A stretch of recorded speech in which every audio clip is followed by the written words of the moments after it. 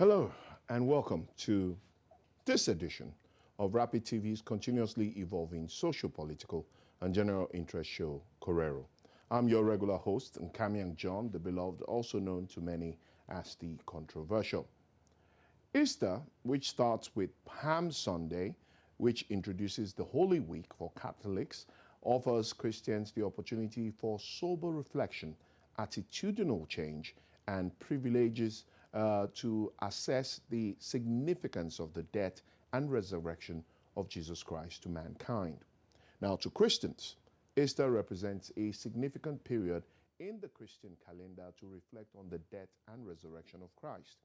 While the death of Jesus signifies mortality and the ultimate sacrifice of God's forgotten Son for the salvation of mankind, the resurrection symbolizes hope, renewal, and the promise of eternal life, especially as Christians use the period to reflect on faith, values, and personal growth. Nevertheless, just like the Christmas period, Easter celebration often witnesses many social activities. Now, for instance, many fixed weddings, traditional marriages, and other social events that would encourage gathering of family members, thereby offering a time for reflection, celebration, and connection with others in the spirit of love of others through sacrifice, sharing, and fellowship. Now, as over 2 billion professing Christians celebrate the symbolic resurrection of Jesus Christ over 2,000 years after, which signified his victory over death, it was a measured Easter Sunday for millions of Nigerian faithfuls as a gale of grisly killings pockmarked Plateau, Benue states, both in the Middle Belt area of the country. Clerics described the recent surge in killings, expressing hope that Nigeria would triumph over its challenges, urging government at all levels to make the needed sacrifices which Easter itself symbolizes towards the betterment of the country and the welfare of its people. This is Rapid TV's continuously evolving social, political, and general interest show, Korero.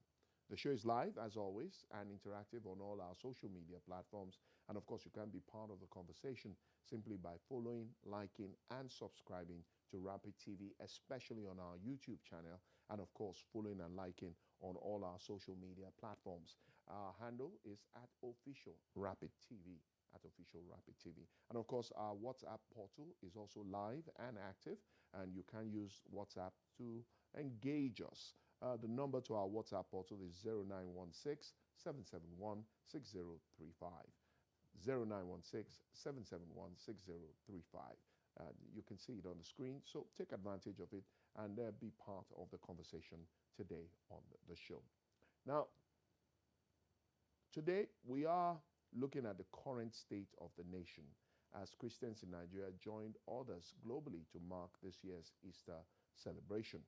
The show, again, is live and interactive on all social media platforms, and you can be part of the conversation simply by following and liking Rapid TV on all our social media platforms. We are streaming live on our website, www.rbnradiotv.com, and so we go with you everywhere, right?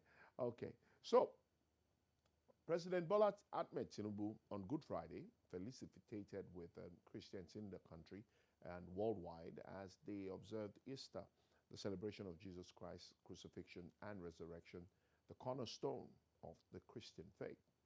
Now, he said he remained steadfast in his commitment to delivering the promise of a renewed hope, a better, more just, and prosperous Nigeria for all, adding that the Holy Week, which spanned Palm Sunday through Holy Thursday and Good Friday, and of course culminated in Easter Sunday, was a call to reflect deeply on the enduring values of sacrifice, redemption, love, and hope.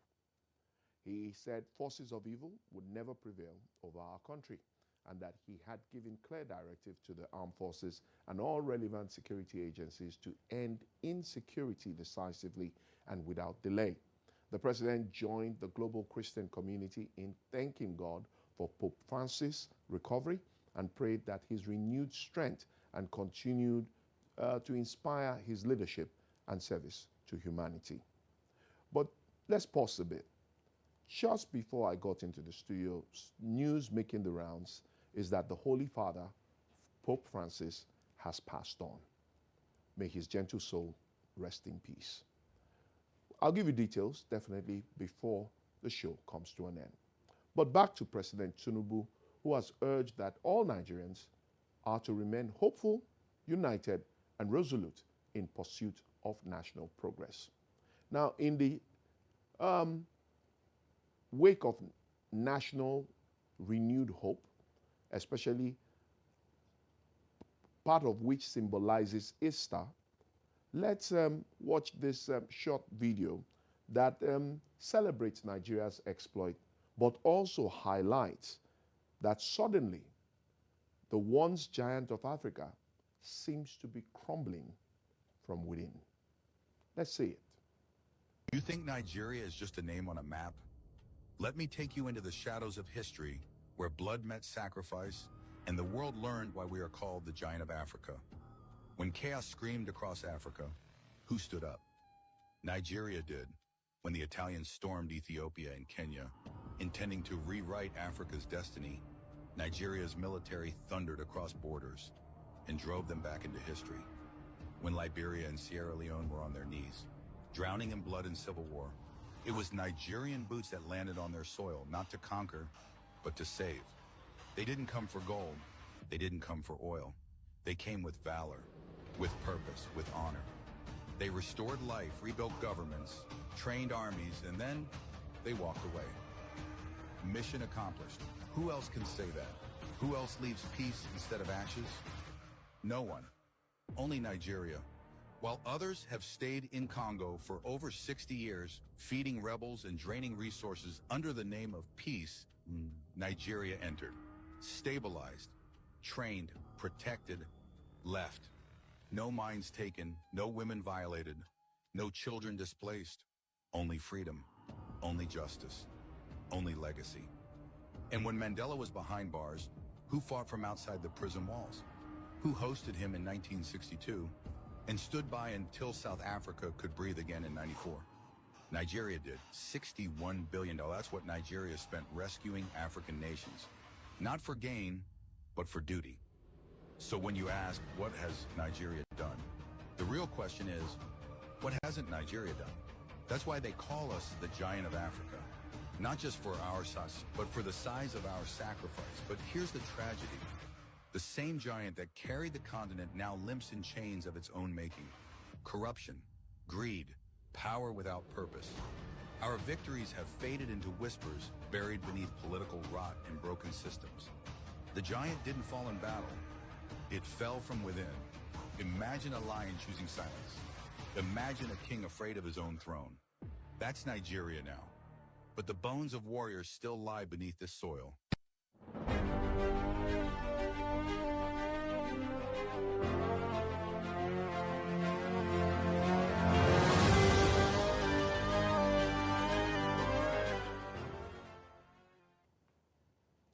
Now, earlier today, during our breakfast morning show, Rapid Dawn, Cynthia showed a video of a policeman courageously saying that they have what it takes in terms of bravery, courage, to be able to wipe out banditry, insurgency, and, of course, kidnappers from our nation. But there seems to be a whole lot of politics or politicking going on. That video definitely links what the first video said about the fact that Nigerians are brave. We've always stood up for justice. We've always stood up for what is right. But all of a sudden, something is eating us from within. Corruption, politics, and politicking. Let's hear that police officer again.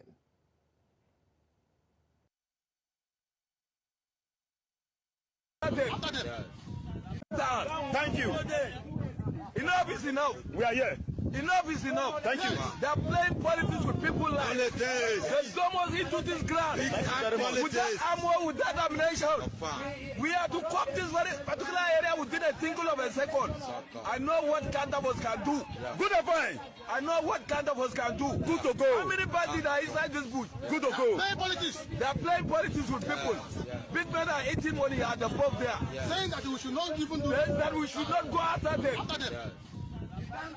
That is for me. Okay. This is the full information for you people. Thank you, thank you, thank you. Thank you. Thank you. You spoke well. Yes. Yes, we appreciate you. Yes. Big time. I'm not a coward. That is the full information for you people. I didn't say so. The officer did. Now, the wave of terrorism that has sparked public outrage across the country, especially with continuous killing in Plateau, Benue, Borno, and Katsina. The emergence of a new terror group, Mahmuda, aka Malam Group, in the north-central part of the country. Now, on Good Friday, the police command in Benue says suspected armed herders attacked and killed 17 persons and injured many more in Logo and Ukum, local government areas of the state. Now, this was contained in a press statement on Friday signed by Police Public Relations Officer SP Suweze and made available to the media in Makurdi, the Benue State capital. According to the police spokesman in the statement, explained that 5 people were killed in Ukum and 12 in local government areas of the state, adding that some were injured and were receiving treatment. Nigeria's growing security concerns, already worsened by Boko Haram, ISWAP, Lakurawa, and other bandit and militia groups, continues to murph. The country's security chiefs have been slammed over increasing terror attacks that result in mass killings, especially in the northern part of the country. Stakeholders seem to suggest that the security chiefs may have been overwhelmed, or maybe, if we borrow the words of that officer, treating the problem with kids' gloves. Now, within 2 weeks, about 250 people were reported killed. In fact, this morning, the newspapers has it that we have 284 people killed, almost 300, in separate attacks on Plateau, Benue, Borno, Kebbi, Katsina, Abia, and Kwara states. Now, reports indicate that at least 113 people were killed in Plateau State by suspected Fulani militants who invaded Zeki, Kimakpa, and other areas within Bokos and Bassa local government areas of the state. In Benue, attacks by suspected armed herders on communities in the Ukum and Logo local government areas of the state claimed 20 lives in April 17, 2025. The death toll later increased to 55 after more bodies were recovered on Saturday, April 19th. The new terror group, Mahmuda, also killed 15 vigilantes and villagers on Wednesday in an attack on Kiamanji, a community in Kaima local government area of Kwara State. Reports show that the group had taken control of areas within Bamana, Wawa districts of Bogu local government in Niger State. Now, this is as some soldiers were seen in different videos accusing the authorities, just like you saw that a few minutes ago, of not arming them with enough weapons to confront the terrorists and bandits. Wait a minute. Are you pondering what I'm pondering? The question is, where is the budgetary allocation for defense going? Because, I mean, with the kind of money that has been allocated for defense, one would expect that bullets and guns should be the least that our soldiers should complain about. Anyway, notorious bandit leader Bello Tuji has been reportedly unleashing mayhem on residents. In September of 2024, President Tinubu ordered Matawale, the Minister of Defense, and the military chiefs to relocate to Sokoto State as part of efforts to rid the state and the northwest of terrorists and terrorism and arrest Toji. However, 7 months after the presidential directive, the military has yet to apprehend him. Thinking what I'm thinking? I mean, replay back that video of what that officer said. Connect the dots, cross the T's, and dot the I's. The bandit leader has been linked to several mass killings, kidnappings, and attacks on villages in Zamfara, Sokoto, and parts of Katsina. In February, the Chief of Defense Operations, Major General Emeka Onomajuru, said the military was actively tracking the bandit kingpin and he would soon be neutralized. But the bandit kingpin has remained elusive, with his fighters carrying out deadly attacks and collecting levies from some communities in the northwest region. He is also said to be controlling some villages in the region where he and his men operate with little resistance, despite the deployment of additional troops and intelligence resources to fight this one man. Anyway, responding to the killings in Plateau, a lawmaker representing Bassas and Jos North Federal Constituency in the House of Representatives, Daniel Asama, who spoke on television, claimed that security agencies were familiar with the whereabouts of the mastermind of the recent killings in the state. According to the official data, over 100 residents were killed by bloodthirsty marauders who unleashed mayhem on communities in the Bokos and Bassa local government areas of Plateau State. The death toll in the April 2025 attack was the highest casualty figure in the spate of killings recorded in the state after daredevil criminals killed about 150 residents in Bokos on Christmas Eve of 2023. And we just had to have a reminder of that during Easter of 2025. Governor Caleb Mufwang described the fresh killings of his people by sophisticated weapon-carrying marauders as genocidal, stating that over 60 communities have been taken over by the land-grabbing criminals. Let's hear Governor Caleb. My treasured people of Plateau State, I speak to you today not only as your governor, but as a fellow son of Plateau who shares in your anguish and feels the weight of the pain inflicted on our people. We're once again confronted by sorrow as heart-wrenching attacks have taken the lives of innocent citizens in our communities.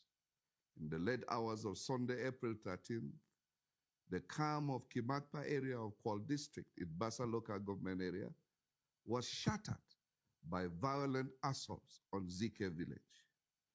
Innocent men, women, and children were murdered in cold blood. Homes were touched, properties ravaged, and entire families left in agony. These attacks occurred even as we were still mourning the loss of over 50 lives in Bokos. The scale, the frequency, and intent of these atrocities are unmistakable. Let us be clear. This is not random violence. This is not an isolated conflict between farmers and herders. What we are witnessing is a systematic and premeditated campaign, one that seeks to displace, destabilize, and instill terror and fear on our people and communities. The tragic echoes of Dogonahawa, Riom, Barkiladi, Mangu, and the Christmas Eve massacres in Bokos remain vivid. The cycle continues, but it must not endure. Enough is enough. As your governor, I stand resolved. Plateau shall not be overrun by fear, nor shall we accept this culture of bloodshed as the new normal. My administration is intensifying efforts to protect our people and enforce the rule of law across all local governments. Only days ago, I visited Hurti, Mbar, Manguna, and Dafo to witness firsthand the devastation left behind by the terrorists. I had earlier stopped at Rui, where mourners were brazenly attacked at the wake. what I saw moved me profoundly. The suffering of displaced families, now crammed into churches and temporary shelters, their lives uprooted overnight. But let me reassure you, my government is alive to its constitutional responsibility of protecting lives and property, and we are rising to the occasion more determined than ever. For too long, our beloved state has made the headlines for the wrong reasons, thereby casting a shadow over our immense potential and deterring the inflow of much-needed foreign direct and local investments. These investments could have been the catalyst for harnessing our abundant natural resources and lifting our people out of poverty. We cannot afford to let this unfortunate reality persist. Despite this sorrow, the strength and courage of our people continue to inspire me. I extend my appreciation to the national and state management agencies for their prompt response in providing emergency aid and comfort to survivors. Following these developments, I convened an emergency State Security Council meeting and have been in active consultation with federal security leadership, including the President, the Chief of Defense Staff, the Inspector General of Police, and the National Security Advisor. I'm grateful to President Bola Ahmed Tinubu for his concern and support, and for instructing security agencies to take decisive steps to apprehend the perpetrators of these attacks. Security deployments are being reinforced, and Operation Rainbow is being restructured to support community stabilization efforts. Additionally, all hospitals in the region have been directed to provide free medical treatment to victims, and relief supplies are already being dispatched to affected communities. To restore calm and strengthen vigilance, I hereby announce the following measures effective Wednesday, April 16th. Night grazing of cattle is strictly prohibited. Transportation of cattle by vehicle is banned after 7 p.m.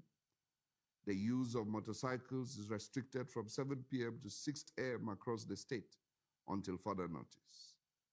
We're also activating community-based response systems.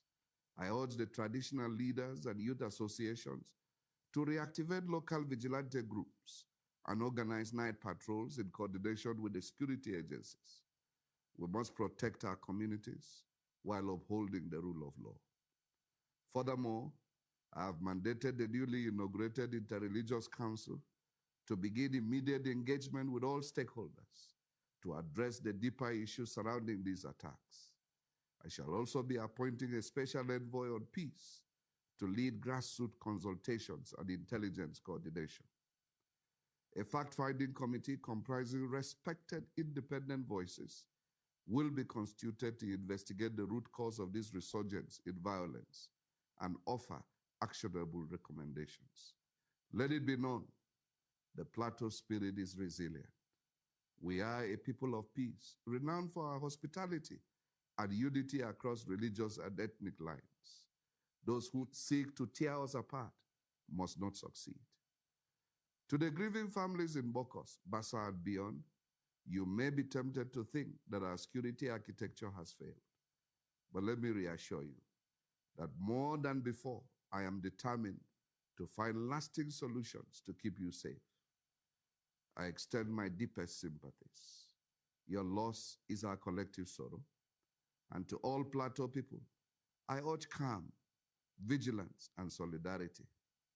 Report suspicious movements, cooperate with law enforcement agents, reject retaliation. Justice will be pursued with resolve. Let us rise above fear and bitterness and unite to reclaim our land and dignity. Let us protect what is ours, not through violence, but through courage, wisdom, and love for one another. To our development partners, national and international, we thank you for your continued support. Your solidarity is a source of strength in these trying times. Let me also appreciate all Nigerians home and in diaspora and our friends across the globe for your prayers, support, and encouragement. We are truly grateful. To the killers and their sponsors, know this: Your evil shall not go unpunished. You may run, but you will not hide. Plateau will definitely continue its rise. Nothing will stop it. Plateau will prevail. Plateau will not fall. Plateau will stand tall. Plateau will continue to flourish to the glory of God. May God bless and defend our land. Amen. And thank you.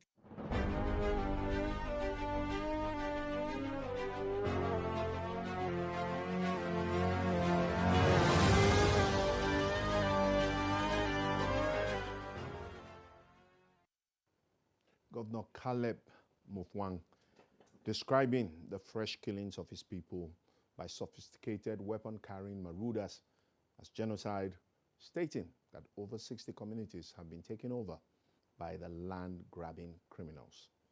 Standing strong, encouraging the people of the plateau, and of course, guaranteeing that the plateau will rise. But one question, yes, it is commonly said that the governors are the chief security officers of their state. But does the Constitution truly empower them to be able to wield the needed power to move security architecture and paraphernalia existent in their state to be able to put in place the needed security infrastructure to safeguard lives and property? As far as I know, the Constitution vests that power in Mr. President. And that's why he is the commander-in-chief of the armed forces and security forces. And yes, the presidency may be quick to respond to say, John, Mr. President has given explicit orders as the commander-in-chief to the security chiefs to quell every form of insecurity as far as recent developments are concerned. Yes, he has. But shouldn't he be on ground to ensure that his orders are carried out? Don't forget, before we heard Governor Mufwang, I did highlight the fact that he did give a directive last year, precisely 7 months ago, for the apprehension of the kidnap kingpin who continues to parade himself in parts of Zamfara, controlling areas, some areas in Sokoto and Kebbi, yet to be apprehended 7 months ago.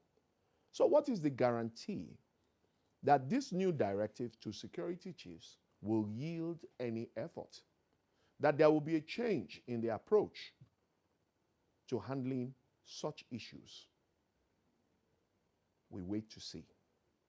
Anyway, if you just tuned in, this is Rapid TV's continuously evolving social, political, and general interest show, Korero. The show is live and interactive on all our social media platforms, and we are streaming live on our website, www.rbnradiotv.com. And of course, you can be part of the conversation. Like I like to say, even when the show goes off the air, the conversation continues online. So I implore you to be part of our growing digital online community simply by following and liking Rapid TV. And don't forget to follow, like, and subscribe to our YouTube channel and follow developments on Rapid TV.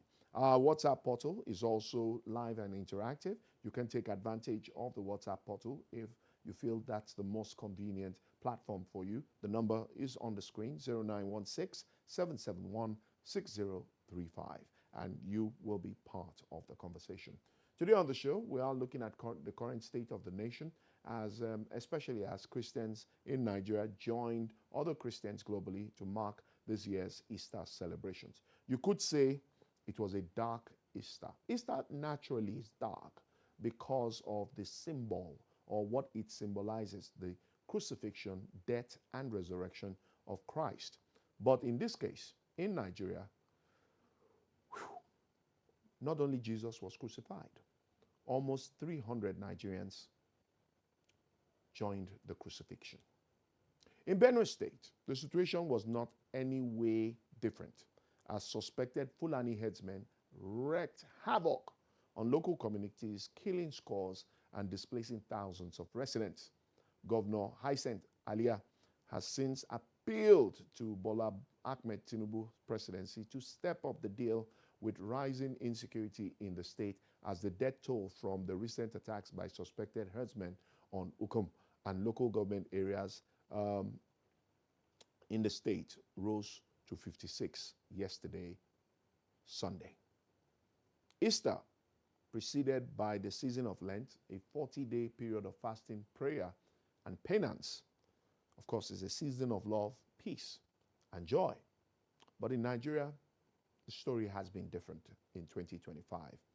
As it is, many churches in Nigeria joined others across the globe to celebrate Easter. In his Easter message, President Bola Tinubu, who is away, he was in Paris, but we hear he's now in the United Kingdom, condemned the killings in Benue and Plateau, saying that the forces of evil won't prevail over Nigeria. While he's been away, this time, hundreds, if not more, have been killed in massacres in different parts of Nigeria. As president, Tinubu is also the commander-in-chief of Nigeria's armed and security forces, as I highlighted earlier. Yet, from Europe, he is reported to be passing the buck to state governors to do that which only he has the tools to accomplish under Nigeria's constitution. Meanwhile, opposition arrowheads like the presidential flag bearer for the People's Democratic Party, PDP, in the 2023 elections, Atiku Abubakar, fled the Tinubu administration for being, in his words, utterly incapable, wholly incompetent, and completely devoid of any coherent idea for tackling Nigeria's deepening security crisis. End of quote. In a statement on the eve of Easter Sunday, the former vice president said, and I quote, "The blood of innocent Nigerians continue to be spilled with appalling regularity, most recently in the Logo and Garbi, the communities of Ukum local government area in Benue State. Yet, the Tinubu presidency remains disturbingly indifferent, displaying neither urgency nor the basic decency of public empathy." End of quote. Atiku said leadership demands presence, but regrettably that the president instead preferred to, and I quote in his words, gallivant across Europe, governing Nigeria in absentia as if from a holiday perch. End of quote again. Also, the 2023 presidential candidate of the Labour Party, Peter Obi, said the nation had had enough of killings. And he was quoted as saying, and I quote, "Enough is enough regarding the persistent killings and insecurity plaguing our nation." He said, and I urge government at all levels to work closely with royal fathers who are closest to the people at the grassroots to end the security challenges bedeviling the country. In his Easter message, Senate President Godswill Akpabio enjoined Christians and indeed all Nigerians to use the occasion of the celebration of Easter to eschew political, religious, and ethnic biases and unite for the progress and general well-being of the nation. He also appealed to those perpetrating mass killings across the country to respect the sacredness of human life by showing love instead of hatred and abandoning their evil ways for peace to reign in Nigeria. Let's pause a bit. He used the word sacredness of life.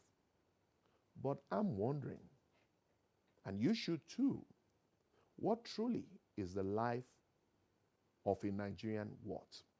What is the value this current administration places on the life of every Nigerian? I think that should be the conversation, especially after all we have seen happen all through Easter. Evil of unquestionable magnitude. What is the value of our lives as Nigerians? Big question. Anyway, the Speaker of the House of Representatives, Tajuddin Abbas, urged Christians to be their brothers' keepers. Interesting. Brothers, keepers. We'll take a quick break. And when we come back, I will take more reactions from some of the latest stories making the front pages of our national dailies, the big stories, which has cut across virtually all our national dailies, the subject of insecurity. Varied reaction from Bishop Matthew Kuka, former Senate President David Mark. The list is almost endless. Even former Chief of Defense Staff, back in the day, talking about Lieutenant General Theophilus Danjuma. We'll see all of that after this break.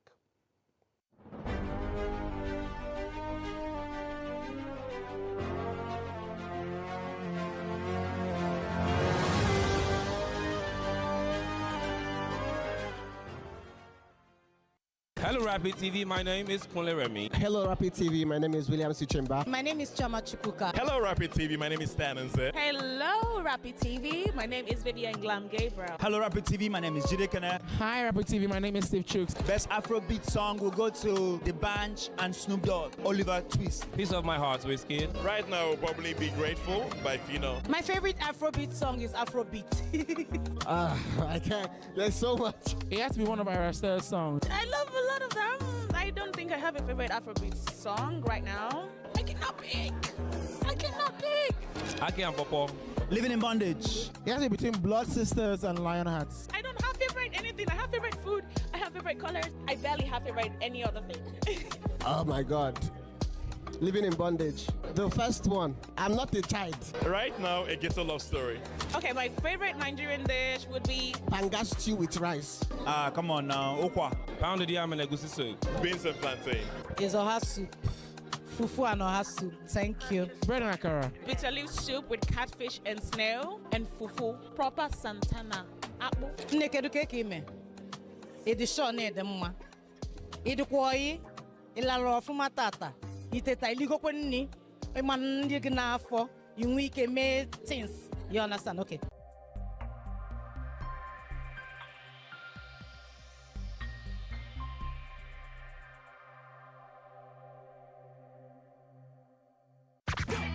Are you missing out on interviews, music, entertainment, thought-provoking discussions, and more?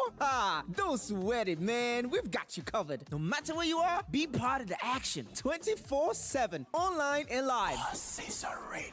On Facebook, it's Rapid FM Umahia. On Instagram, it's official Rapid FM. And on X, it is Rapid FM 965. Tune in to Rapid 96.5 FM or listen to us live on our website at www.rapidfm965.com or radiogarden.com. Better yet, get our mobile app from the Google Play Store.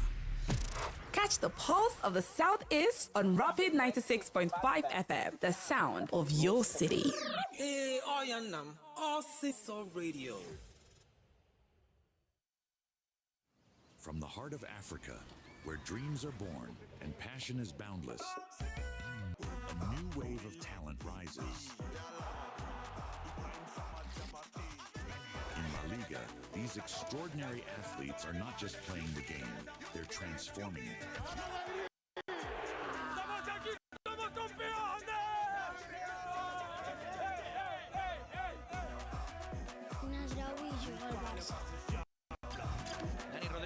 Chasing, it's Lamine Yamal. What a magnificent goal that They is! shine on the world stage. Watch as they redefine football, inspire millions, and make history. La Liga, where dreams become reality. My name is My name is Ima Ehumadu, aka La Pista. My name is DK, aka Mama Chinedu. Keep watching Rapid TV. You are watching Rapid TV. Shout out to Rapid TV. Hey, Rapid TV, Karigo. The biggest, the finest, the only Rapid TV. Rapid TV. Yes, keep watching. Don't go nowhere. Don't touch that dial. Keep watching Rapid TV. This is me giving a rapid response to Rapid TV.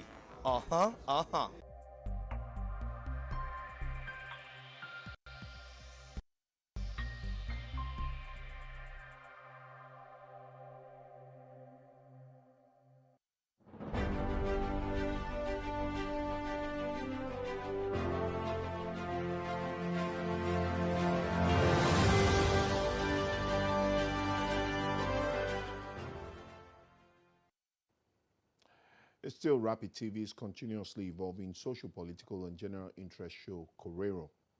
Now, I did tell you that we would take a look at some of the front pages of some of the national dailies because of this subject of insecurity. Most of them, though the subject of insecurity has formed the big story, you could say, on the front pages. I'm looking at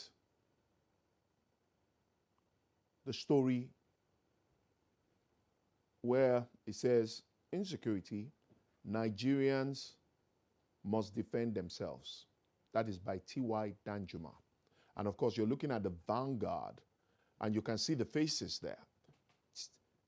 Lieutenant General T.Y. Danjuma retired, former Vice President Atiku Abubakar, Bishop Matthew Kuka, and of course, Pastor Tunde Bakare. And you can see insecurity, Danjuma, Atiku, Kuka, Bakare, others rage. That's the Vanguard this morning. Let's see the next paper.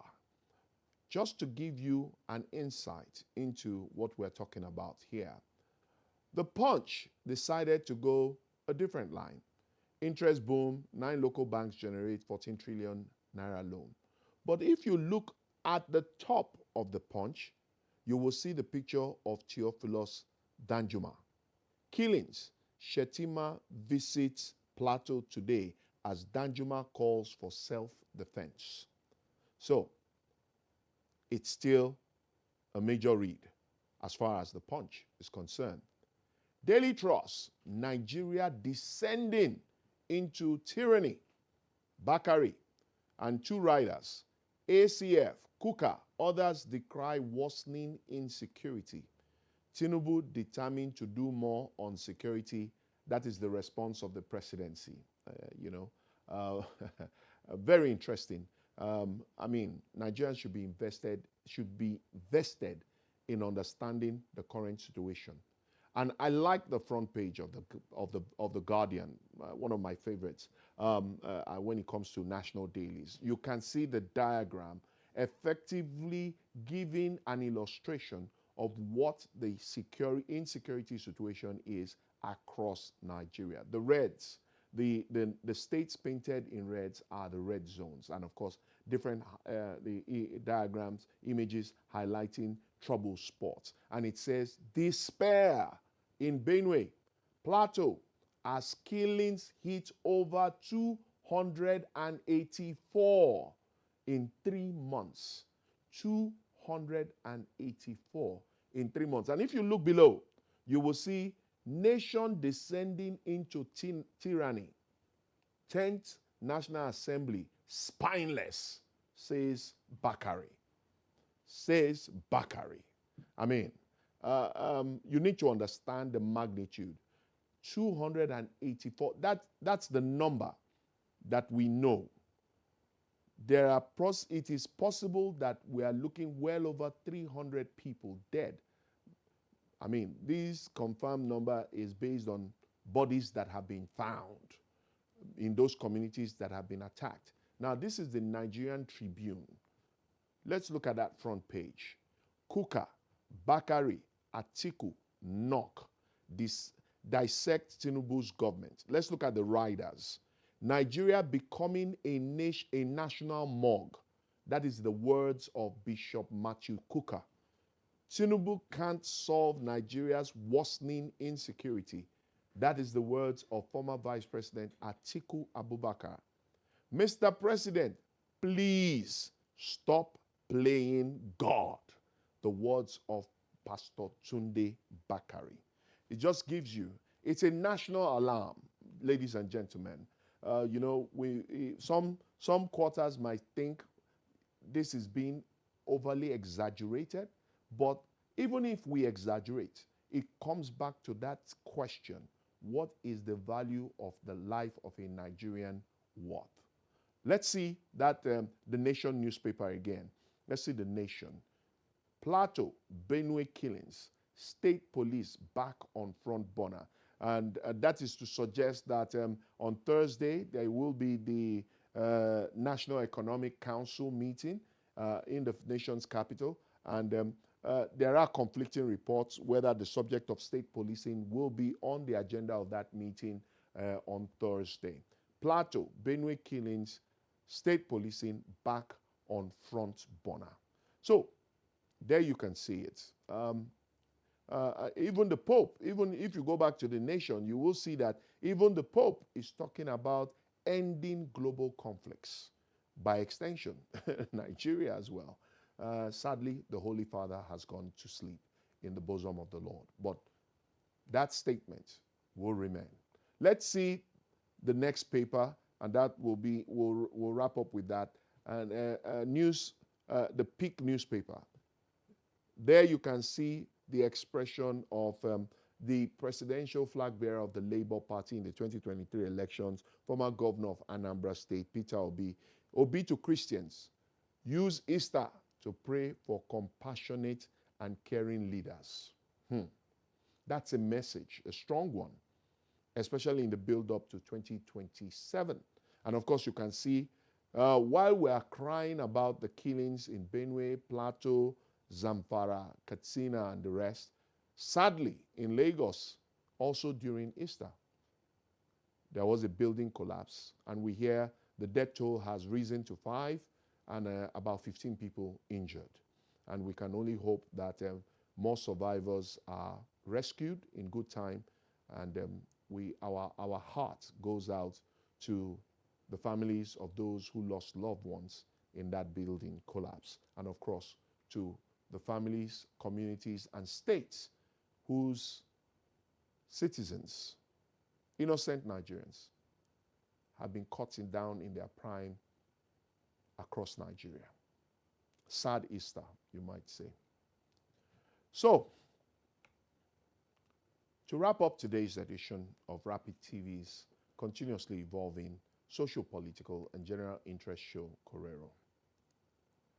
For the umpteenth time, President Bola Ahmed Tinubu jetted out to France, which seemed to be the new destination for the surrogate presidency. Usually shrouded in mystery, the president has embarked upon these phantom trips well over 10 times as of the last count. Who knows? We may have missed some. And they have not fetched Nigeria any dividend. I don't know. Please correct me. At the time the president was visiting France, close to 70 persons were brutally murdered in Plateau State. Many others lost their lives in Benue State. And majority of Nigerians were sleeping with both eyes open due to largely the worsening state of insecurity across the country.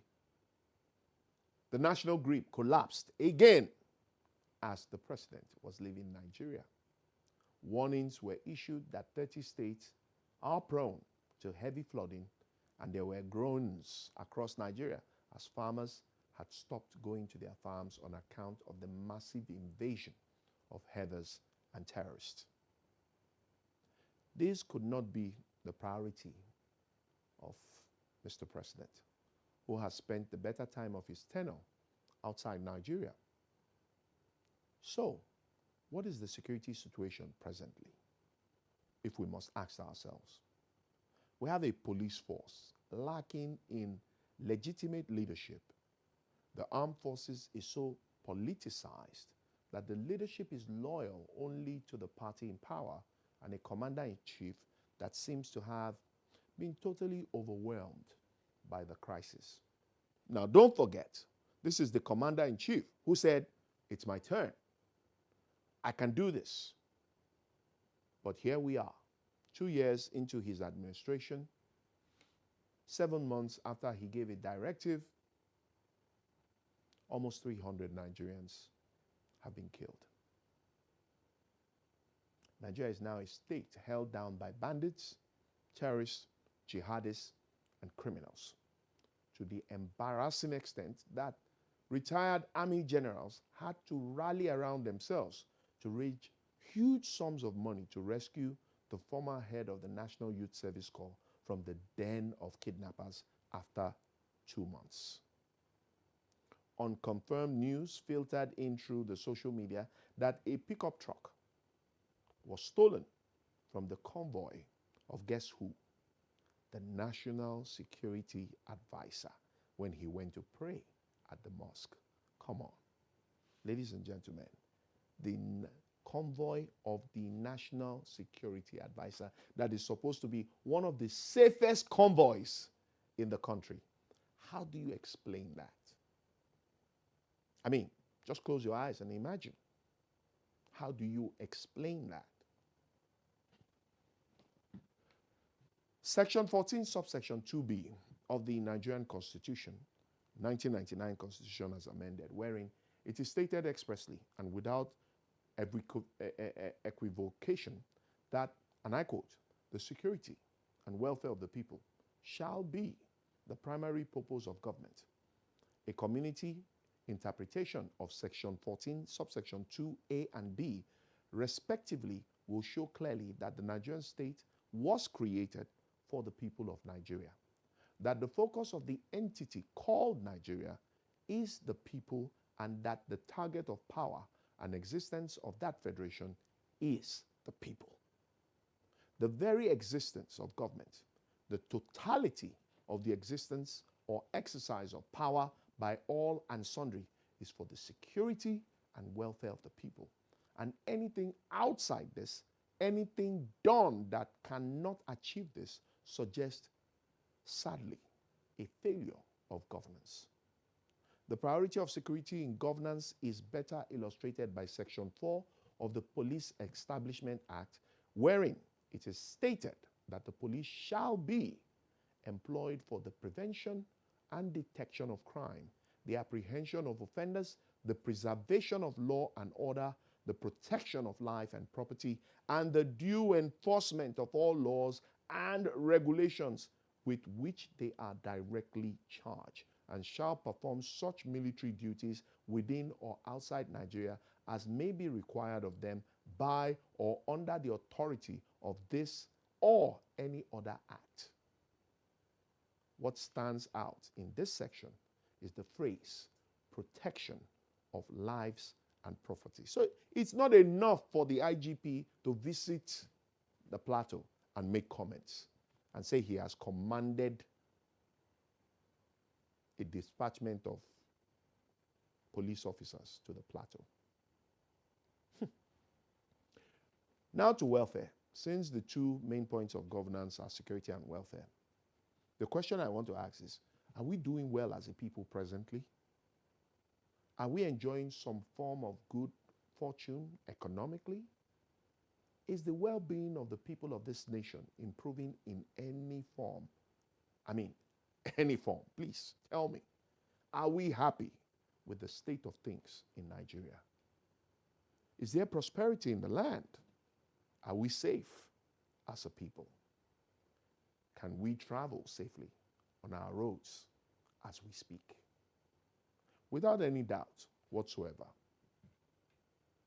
suicide cases have increased, the economic power of the people has dwindled considerably, and private businesses are all struggling to survive in the absence of basic infrastructure, especially power supply.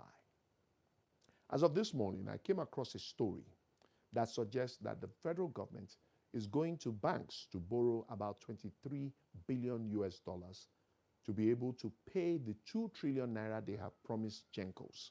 Don't forget, as of Friday, the Gencos had reacted when the federal government has said they were going to pay the Gencos 2 trillion out of the 4 trillion being owed Gencos.